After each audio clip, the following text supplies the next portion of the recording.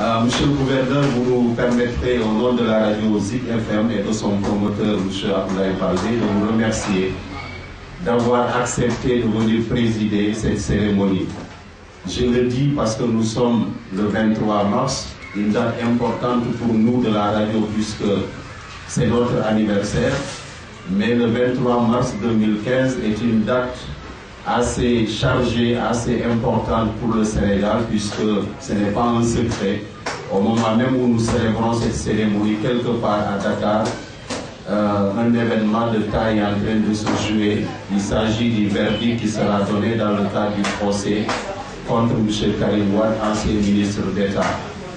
Donc vous auriez pu rester dans vos bureaux pour coordonner cette actualité, mais vous avez accepté malgré tout de venir présider cette cérémonie. Recevez nos remerciements.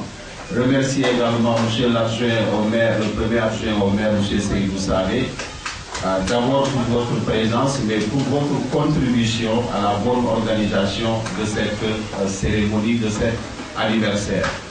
Nous sommes donc réunis pour célébrer le 6e anniversaire de la radio Zik FM, puisque c'est le 23 mars 2009 qu'ici même était lancé le signal sur cette fréquence, la 100.8. Selon ce que voulait son promoteur, c'est de contribuer d'abord à ajouter au paysage médiatique casamançais sénégalais une radio pour permettre la communication entre les populations, entre les communautés. Mais son souhait était aussi d'inverser la tendance puisqu'il a constaté que la plupart des informations provenaient du reste du pays vers la Casamance et qu'il était temps également que la Casamance se fasse entendre et qu'on montre toutes les bonnes choses qui se passaient dans cette région.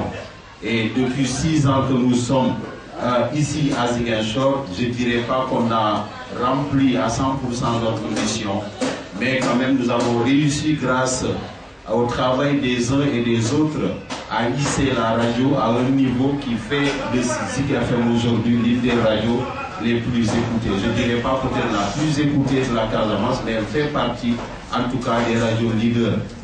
Mais comme le disait quelqu'un, le plus difficile ce n'est pas d'arriver au sommet, mais c'est de s'y maintenir.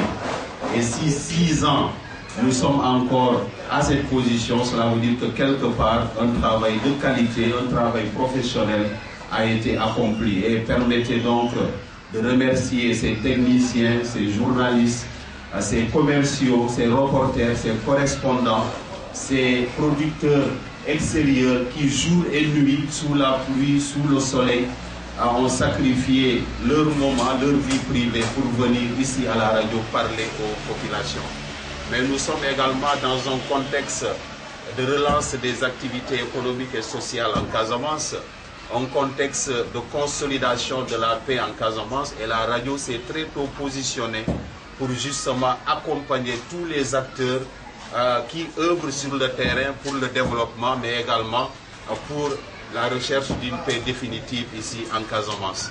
Nous avons très tôt pensé que le rôle d'une radio, c'est de contribuer à asseoir un dialogue, c'est de contribuer à ce que les acteurs se parlent, se rencontrent autour du micro. Et j'ai l'habitude de le dire, je préfère l'argument, la force de l'argument à l'argument de la force. Parce que pour moi, seul le dialogue est le mécanisme qu'il faut installer pour permettre aux uns et aux autres de se parler. À travers l'émission Au Carrefour de la Paix que j'anime tous les dimanches, cette émission a fini en tout cas de convaincre tous ces acteurs que le seul combat qui vaille aujourd'hui, c'est de nous retrouver autour de l'essentiel, c'est de permettre à cette Casamance de retrouver le sourire.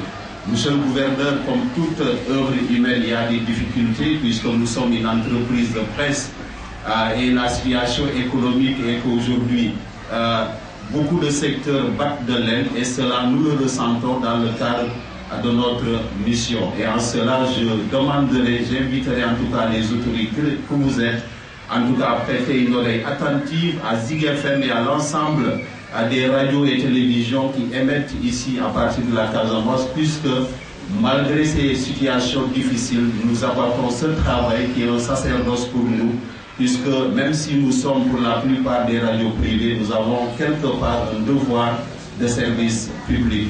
Je ne vais pas monopoliser la parole.